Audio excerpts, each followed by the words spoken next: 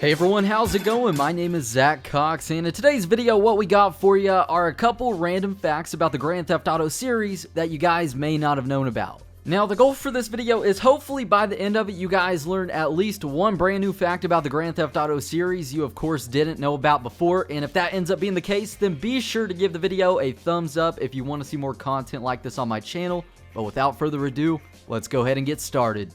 So, a very popular question in the Grand Theft Auto series is why can we not swim in these older GTA games? More in particular, Grand Theft Auto 3 and Vice City. And what's cool about this is obviously we can't swim in these games because take it, they were released in 2001 and 2002, and the physics engine, the game engine, and all this stuff just wasn't there. It couldn't handle swimming, for example. And Rockstar decided to make the game seem a bit more realistic by including in-game things to basically back up why we can't swim in-game, opposed to just saying, look, our graphical capabilities aren't there. For example, in Grand Theft Auto 3, there is a Liberty Tree news article, and it basically says, a government body said that the recent oil spill in Liberty City's harbor would cause no long-lasting damage to Liberty City inhabitants as long as they don't swim or drink tap water. So, like I said, this was included in a Liberty Tree newspaper article in-game. So basically, in Liberty City, there was an oil spill. It contaminated the waters,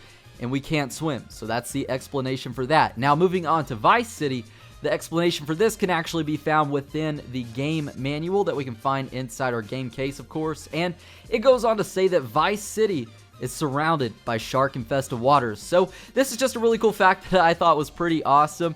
As for Rockstar just coming out and saying, look, our graphics weren't there, instead, they backed it up with things to make the game seem a bit more realistic. Now, sticking with the topic of Grand Theft Auto 3 and the silent protagonist of this game known as Claude, his name is actually, believe it or not, never officially disclosed in Grand Theft Auto 3, and it wasn't officially mentioned until San Andreas released in 2005, which is something that's super duper cool. So, for about 4 years, Claude basically was just known as the silent protagonist.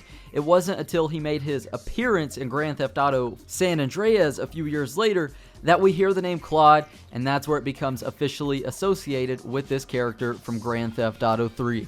Now, we all know CJ Carl Johnson as one of the most renowned characters and protagonists in the Grand Theft Auto history and series, and what's cool is actually how CJ and the voice actor for him, Young Melee, got the part as CJ, of course. So, while working in New York in the early 2000s, Young Melee was an aspiring rapper and still is, and he actually received a phone call from fellow rapper DJ Pooh, who was actually a co-producer and writer for San Andreas. So, unbeknownst to Melee, while on the phone with DJ Pooh, he was on speakerphone, and this conversation was overheard by some Rockstar staff members.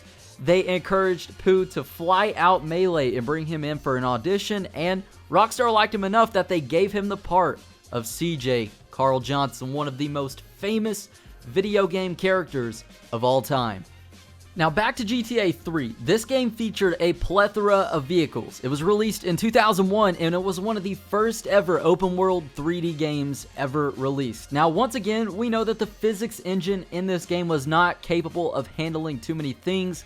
One of those was actually bikes and motorcycles. Now, in this game, how Rockstar backed up the fact that there was no bikes in GTA 3, which was released in 2001, was actually in 2005 with the release of Liberty City Stories, which actually takes place in 1998, just 3 years before Grand Theft Auto 3 takes place. And basically how they backed this up was with a so-called bike banning petition set in place in 1998, and this can actually be found within the Liberty City Stories game manual. So this is something that's really cool as to once again how Rockstar went back in time with future games to basically cover up the graphical capabilities that some of their games lacked when first coming into production in the early 2000s. So overall, these are just some random facts from the Grand Theft Auto series that you guys might not have known about. Once again, as I stated at the beginning of the video, if you guys did learn at least one new thing from this video,